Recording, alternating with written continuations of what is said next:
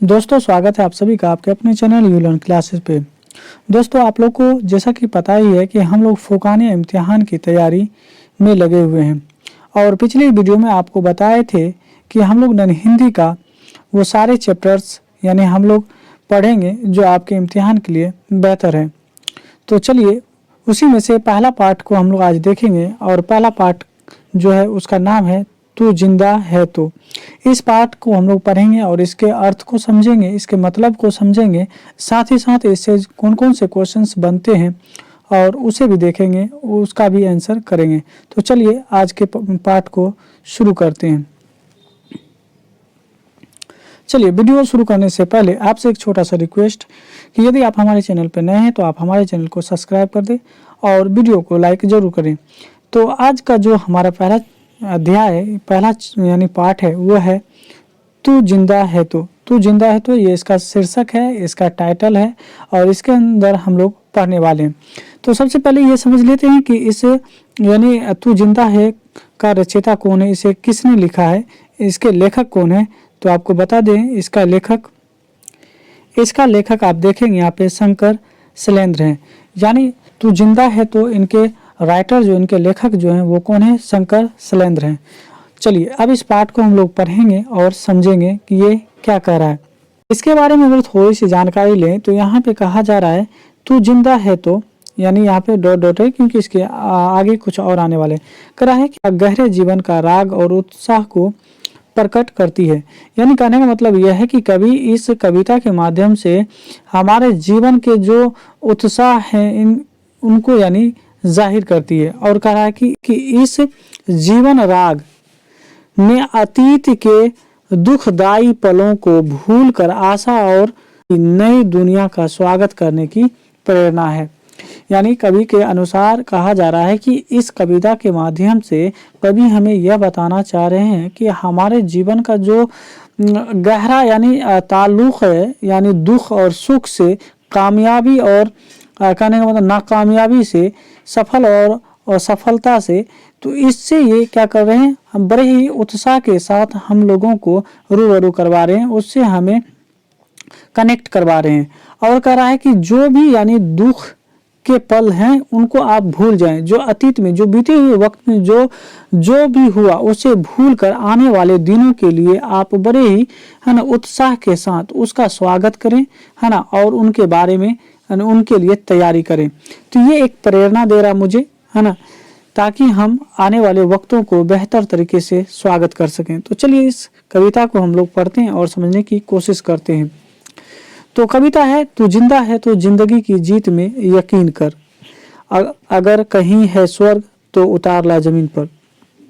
कवि के अनुसार यह कहना चाह रहे हैं कि यदि आप किसी काम को करना चाहते हैं तो आप उस काम को जुनून के साथ करें। अगर आप जुनून के साथ करते हैं तो फिर आप उस काम में आप माहिर बन सकते हैं और आपको कामयाबी जरूर मिलेगी।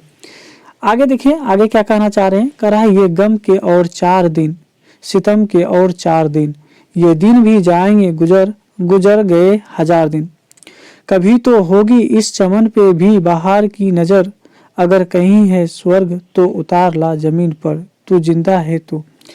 कभी इस के माध्यम से यह कहना चाहते हैं कि ये गम के जो 4 दिन यानी हम लोग जो यानी इस कष्टदायक यानी परिस्थिति को जो हम लोग जीते हैं या हमारे ऊपर जो भी यानी मुसीबत या जो भी परेशानी होती है ये केवल और केवल 4 दिन के हैं। ये दिन गुजर जाएंगे, ये भी वक्त कट जाएंगे, निकल जाएंगे, जैसे कि 1000 दिन हमारे निकल चुके हैं। पहले जो हम लोग यानी अपनी ज़िंदगी को जी चुके हैं उसमें भी हम लोग बहुत सारे परेशानियों को देखे हैं और वो भी गुजर गया, तो ये भी जो सितम के 4 दिन है ये भी गुजर जाएंगे। और कह रहा है कि इस चमन यानी आप जो अभी वर्तमान समय में अभी जो आप कहने का मतलब वर्क कर रहे हैं, अभी जो आप मेहनत कर रहे हैं, है ना, इस मेहनत का भी रंग लाएगा, है ना, और जब ये मेहनत का रंग लाएगा तो आपके लिए वो दिन बहुत ही आनंदित दिन होगा और आप यकीन जाने कि वो दिन वो पल आपके लिए बहुत ही खुशनुमा होगा। चलिए आगे अगर हम देखें तो इस पंक्ति में ये क्या कहना चाह रहे हैं, कह रहा है सुबह और शाम के रंगे हुए गगन को चूमकर तू सुन जमीन गा रही है कब से झूम झूम कर, तू आ मेरे सिंगार कर, तू आ मुझे हसीन कर, अगर कहीं है स्वर्ग तो उतार ला जमीन पर, तू जिंदा है तो। कवि इस पंक्ति से यह कहना चाह रहे हैं कि सुबह और शाम के जो रंगे हुए गगन होते यानी आसमान जो होते हैं, जैसे सुबह का जो वक्त होता है उस वक्त देखेंगे सूरज लाल होता है जिसके कारण आसमान लाल दिखाई देता है, और जब डूबने लगते हैं सूरज तो उस वक्त भी देखेंगे कि सूरज जो होता है पूरा लाल होता है जिसके कारण आसमान जो होता है, गगन जो होता है, आकाश जो होता है वो भी लाल पड़ जाते हैं। और क्या कर रहा है, तू सुन जमीन गा रही है कब से झूम झूम कर, यानी ये पृथ्वी जो है झूम झूम कर गा रही है। यानी कहने का मतलब यह है कि पृथ्वी जो है इस पंक्ति के माध्यम से कवि कहना चाह रहे हैं कि आप अपने कर्मों से, अपने वर्क से, अपनी मेहनत से, अपनी लगन से आप अपनी लगन को यानी अपनी मेहनत को श्रृंगार बना लें, और ये मेहनत आपका एक दिन हसीन पल लाएगा, और वो हसीन पल आपके ज़िंदगी को है ना उज्जवल बना देगा और आपकी ज़िंदगी कामयाब हो जाएगी। चलिए अगले पंक्ति को पढ़ते हैं और समझने की कोशिश करते हैं कि अगले पंक्ति में कवि क्या कहना चाह रहे हैं। अगले पंक्ति को अगर पढ़ें तो कवि करें कि हजार भेष धर के आई मौत तेरे द्वार पर, मगर तुझे ना छल सकी चली गई वो हार कर, नई सुबह के संग सदा तुझे मिली नई उमंग, अगर कहीं अगले पंक्ति को पढ़ते हैं और समझते हैं। करा हजार वेश धर के आई मौत तेरे द्वार पर, मगर तुझे ना छल सकी चली गई वो हार कर। देखिए इस अगर पंक्ति के माध्यम से हम समझे तो कवि क्या कर रहे हैं कि बाधाएं, मुश्किल यानी मौत, यहाँ पे मौत यानी इसका यानी जिक्र आया है तो कह रहा है कि आपके द्वार पे, आपके सामने बहुत सारी बाधाएं आई है ना, बहुत सारी संकट आई, लेकिन अगर आप अपने कामों को, अगर आप अपने कामों को लगातार करते रहते, अपने कामों से पीछे नहीं हटते हैं तो वो हार कर पीछे लौट कर चली जाएगी और एक दिन आपको कामयाबी जरूर मिलेगी। और आप जब कोई भी काम को लगातार करते रहते हैं तो आने वाला हर एक सुबह जो होता है ना, एक उमंग लेके आती है, एक नई उमंग लेके आती है और आप उस काम को और बेहतर करते चले जाते हैं। तो कभी भी इस पंक्ति के माध्यम से हमें समझाना चाह रहे हैं कि आप किसी भी काम को बड़े ही लगन से करते रहें, भले ही उस रास्ते में आपको कई बाधाएं क्यों ना आए, आपको कई मुसीबत क्यों ना उठानी पड़े, लेकिन आप जब उस काम को लगातार आप करते रहेंगे तो एक दिन आपको कामयाबी जरूर मिलेगी और आप इस समाज को, आप अपने देश को आप एक स्वर्ग जैसा जरूर बना सकते हैं अगर आप जिंदा हैं तो। यदि आपके अंदर जुनून है तो आप ये काम जरूर कर पाएंगे। अगले पंक्ति को पढ़ते हैं और समझते हैं। इस पंक्ति को पढ़ते हैं और समझते हैं। करा हमारे कारवां को मंजिलों का इंतजार है, ये आंधियारों ये बिजलियों की पीठ पर सवार है, तू आ कदम मिला के चल, चलेंगे एक साथ हम, अगर कहीं है स्वर्ग तो उतार ला जमीन पर, तू जिंदा है तो। देखिए इस पंक्ति के माध्यम से कवि कहना चाह रहे हैं कि हमारे कारवां यानी हमारा जो काम है, हमारा जो वर्क है ना, हमारा जो एम है, हमारा जो एम्बिशन है, हमारा जो लक्ष्य है ना, वो मंजिलों का इंतजार है। यानी हम जो काम कर रहे हैं, हम जिस फील्ड में वर्क कर रहे हैं ना, हमें अपनी मंजिलों तक, अपनी कामयाबी तक पहुंचने का इंतजार है। केवल आप काम करते रहें, आप अपनी मंजिलों तक इंशाल्लाह जरूर पहुंचेंगे। और कहें ये अंधियारों यानी कहने का मतलब हमारे वर्क के बीच जो कठिनाई आती है ना, जो बाधाएं आती है, करा ये बिजलियों के पीठ पर सवार है। यानी कहने का मतलब इतना आसान नहीं है जो हम अपने कामयाबियों को तुरंत पालें, क्योंकि जैसे बिजली को पकड़ लेना और अपने कामयाबी को हासिल कर लेना एक जैसा है। अगर आप मुसलसल अपने वर्कों में टाइम देते जाएंगे तो ये आप और नज़दीक आपको लाता जाएगा, आपके मंजिल तक नज़दीक लाता जाएगा।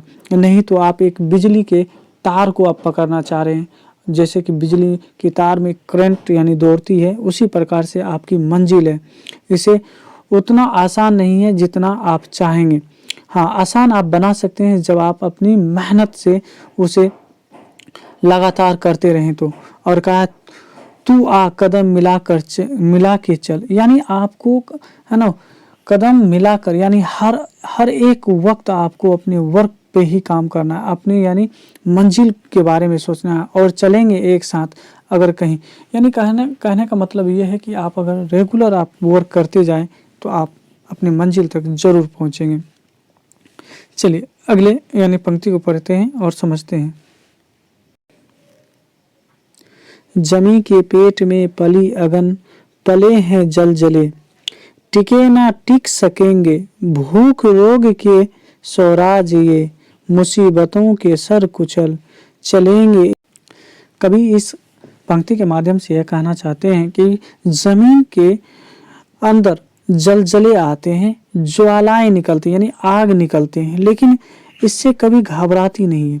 और हम लोगों को इस पंक्ति के माध्यम से यह कहना चाहते हैं कि भले हमें खाने के लिए मिले या न मिले, हम भूख का रोग ही क्यों ना लगा हो, लेकिन आप उससे घबराए नहीं, अपने है ना कर्मों को करते चले जाएं तो एक दिन आप कामयाब हो जाएंगे। ये सारी मुसीबतों के सर को कुचल कर अगर आप आगे निकल बढ़ते हैं तो आप एक दिन कामयाब हो जाते हैं। जैसे कि मिट्टी यानी जमीन हमारा आग और जलजले को सह लेते हैं, इसी प्रकार आप इस परिस्थिति को, इस दुख के वक्त को अगर आप सह लेते हैं और अपने काम को करते जाते हैं तो एक दिन आपको कामयाबी जरूर मिलेगी। चलिए अगले यानी पंक्ति को पढ़ते हैं। बुरे हैं आग पेट की, बुरे हैं दिल के दाग ये, ना दब सकेंगे एक दिन बनेंगे इनकलाब ये, गिरेंगे जुल्म के महल बनेंगे फिर नवीन घर, कहीं है स्वर्ग तो उतार ला जमीन पर, तू जिंदा है तो। कभी इस पंक्ति के माध्यम से कहते हैं कि पेट की आग और दिल की जो दाग है, ये दोनों एक प्रकार का अपराध है।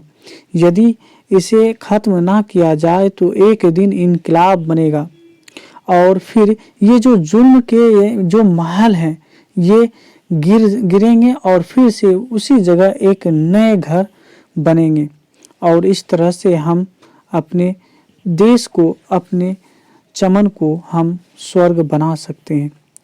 तो ये शंकर शैलेंद्र के द्वारा रचित कविता था जिसके बारे में हम लोग पढ़े और इसके बारे में कुछ समझने की कोशिश किए। अब चलिए आप लोगों को इससे संबंधित जो भी यानी प्रश्न होंगे वो उससे हम रूबरू कराते हैं और उसे याद करने की कोशिश करते हैं ताकि हमारे एग्ज़ाम में इससे सवाल अगर आए तो वो छूट न सके। तो चलिए हम लोग सवाल को देखते हैं। अगर हम लोग ऑब्जेक्टिव क्वेश्चन के बारे में बात करें और हमारा जो पहला चैप्टर है तू जिंदा है तो, इसमें पहला ऑब्जेक्टिव क्वेश्चन हमारा है तू जिंदा है तो कविता में किसके सर कुचल कर हमें यानी हम साथ चलेंगे। पहला दे रखा है सुख का, दुख का, मुसीबत का या फिर हंसी का। तो आपको बताना है इसमें किसका यानी सर कुचल कर चलने की बात। तो आपको बताना है इसका सही आंसर क्या होगा। तो इसका सही आंसर होगा मुसीबत। इसमें कहा गया था कि मुसीबत के सर को कुचल कर हमें साथ चलना है तभी हम तरक्की पा सकते हैं। दूसरा सवाल देखें तो दूसरा सवाल इस तरह से है, यहाँ पे देखेंगे कह रहा है कि कभी शंकर शैलेंद्र जमीन पर क्या उतार लाने की या बात करती है या उतारने को कहते हैं। क्या चीज़ यानी उतारने को कहते हैं, स्वर्ग है ना, अमृत या झरना फिर या आपको नहर। तो स्वर्ग उतारने की बात कही गई है इस कविता में, तो आपका सही आंसर ए होगा। तीसरा क्वेश्चन अगर देखें हम लोग फटाफट तेजी से, तो कहता है कभी स्वर्ग को कहाँ उतारने को कहता है, पताल में, घर में, दरवाजे पर या जमीन पर। तो इसमें जमीन पर उतारने की बात कही गई है, तो आपका सही आंसर डी होगा। अगला देखें अगर इसका क्या कौन सा क्वेश्चन है, तो कह रहा है कि कौन सी कविता गहरे जीवन राग और उत्साह को प्रकट करती है। तो जिंदा है तो कर्मवीर बिहारी के दोहे और बच्चे की दुआ। तो शंकर शैलेंद्र के द्वारा रचित कविता है तू जिंदा है, तो हमारा सही आंसर ऑप्शन ए हो जाएगा। अगला क्वेश्चन अगर देखें हम लोग, तो अगला क्वेश्चन 5 नंबर का इस तरह से कहा जा रहा है इसमें कि गिरेंगे जुल्म के महल बनेंगे फिर नवीन घर, अगर कहीं है स्वर्ग तो उतार ला जमीन पर। ये पंक्ति किस कविता की है और ऑप्शन में दे रखा है कर्मवीर, बच्चों की दुआ, तू यानी यहाँ पे कबीर के दोहे भी हैं, और तू जिंदा है तो हमारा सही ऑप्शन हो जाएगा तू जिंदा है तो। चलिए अगले यानी प्रश्न को देखते हैं और अगला यानी प्रश्न को समझने की कोशिश करते हैं। देखिए अगला है कह रहा है बुरी है आग पेट की, बुरे हैं दिल के दाग ये, ना दब सकेंगे एक दिन बनेंगे इनकलाब ये। प्रस्तुत पंक्ति किस कवि की है? तो इसमें कवि का नाम बताना है। पहला दे रखा है कबीर, दूसरा बिहारी है, तीसरा शंकर शैलेंद्र है और नरोत्तम दास दिया गया है। तो आपका सही आंसर हो जाएगा ऑप्शन सी शंकर शैलेंद्र। अगला है ना हम लोग देखें क्वेश्चन क्या है। तो अगला क्वेश्चन कह रहा है तू जिंदा है तो जिंदगी की डैश में यकीन कर। तो हम लोग पढ़े थे जीत में यकीन कर, तो आपका सही ऑप्शन सी हो जाएगा और ये आपका सही आंसर होगा। बुरी है आग पेट की, बुरे हैं दिल के, यहाँ पे खाली छोड़ रखा है यानी डैश, ये ना दब सकेंगे एक दिन बनेंगे इनकलाब ये। तो यहाँ खाली जगह पे ये आपको भरना है कि क्या होगा। और पहला रखा है आग, दूसरा है बाग, फिर है हार और है दाग। तो हम लोग जो इस पंक्ति को पढ़े थे तो इस प्रकार से था कि बुरी है आग पेट की, बुरे हैं दिल के दाग, यहाँ पे दाग आना चाहिए। तो यहाँ पे आपका सही ऑप्शन हो जाएगा डी आपका डी है। और आज का आखिरी और ऑब्जेक्टिव सवाल देखें तो यहाँ पे कह रखा है, यहाँ पे अगर आप इसे पढ़ पाए तो कह रहा है नहीं नई सुबह के संग सदा तुझे मिली नई डेस, यानी खाली जगह है। और फिर आगे दे रखा है आपको अगर कहीं स्वर्ग है तो उतार ला जमीन पर। तो यहाँ पे देखिए क्या है, यहाँ पे क्या भराया जाएगा, नई सुबह के संग सदा तुझे मिली नई, अब यहाँ पे उमर, उमंग, तरंग या स्वराज। तो यहाँ पे होना चाहिए उमंग। तब इस तरह से इस पंक्ति को हम पूरा कर सकते हैं, नई सुबह के संग सदा तुझे मिली नई उमंग। तो आपका सही ऑप्शन बी होगा। तो आपका सही आंसर बी हो गया। चलिए अब ये आपके सब्जेक्टिव क्वेश्चन है, तो चलिए इसे भी हम लोग समझ लेते हैं कि सब्जेक्टिव क्वेश्चन क्या है। यहाँ पर अगर आप पहला सवाल पढ़ें तो सवाल कर रहा है संघर्ष करने वाले मजदूर किसानों को मौत से क्यों नहीं डरना चाहिए। तो इसके जवाब में आप लिखेंगे कि समाज में इनकलाब करने वाले मजदूर किसान मौत से नहीं डरते हैं। उसके दरवाजे पर मौत हजारों चेहरे बदल कर आती है, परंतु मौत इनकलाब संघर्षरत मेहनत कश किसान मजदूरों को धोखा नहीं दे पाई है। वह हार कर इनके दरवाजों से चली गई है। मौत हारती है, हर सुबह नई रोशनी देती है। तो इस तरह से आप पहले सवाल का जवाब आप दे सकते हैं। और दूसरे सवाल को अगर देखें हम लोग तो दूसरा सवाल इस प्रकार से है, कह रहा है कब अत्याचारों के महल गिरेंगे और कब नए घरों का निर्माण होगा। तो इसका जवाब आप देंगे इस तरह से कि जब पेट की आग और दिल के दाग मिलकर धुआं से रचकर नया विद्रोह खड़ा होगा, तब उस विद्रोह की आग में अत्याचारों के महल गिर जाएंगे और श्रमिकों के लिए नए नए घर तैयार होंगे। विनाश के बाद ही नव निर्माण होगा। ये बात तो सही है कि जब तक कोई महल टूटता नहीं है तब तक वहाँ पे नया महल बनता नहीं है। चलिए अगला अगर हम लोग देखें तो अगला यानी सवाल तीसरा सवाल है, कह रहा है कि जमी के पेट में पली अगन पले हैं जल जले, भाव को स्पष्ट करें। तो ये पंक्ति का ही ये यानी इस कविता का एक पंक्ति है, इसी के यानी भाव को स्पष्ट करने के लिए कह रहा है। तो इस पंक्ति का अगर भावार्थ देखें, इसका यानी अर्थ देखें तो कह रहा है कि धरती के पेट की आग भूचाल को जन्म देती है, दुनिया में भूखे जन क्रांति का सृजन करते हैं। पेट की आग को रोकना कठिन है ना, इसमें भूकंप की ताकत और इनकलाब की शक्ति छिपी होती है। तो इस तरह से आप इस प्रश्नों का जवाब दे सकते हैं यदि आपके एग्ज़ाम में आए तो। उम्मीद करता हूं कि आज का सेशन आप लोगों को हेल्पफुल लगा होगा, और अगर हेल्पफुल लगा हो तो आप हमारे चैनल को सब्सक्राइब ज़रूर करके रखें, क्योंकि आने वाला वीडियो हमारा दूसरा यानी पार्ट होगा, तो हम उसे भी बेहतर तरीके से समझने की कोशिश करेंगे और उससे रिलेटेड जितने भी सवाल होंगे उनको भी बनाने की कोशिश करेंगे। तो चलिए मिलते हैं अगले वीडियो में, तब तक आप हमारे चैनल को से जुड़े रहें, सब्सक्राइब करके रखें।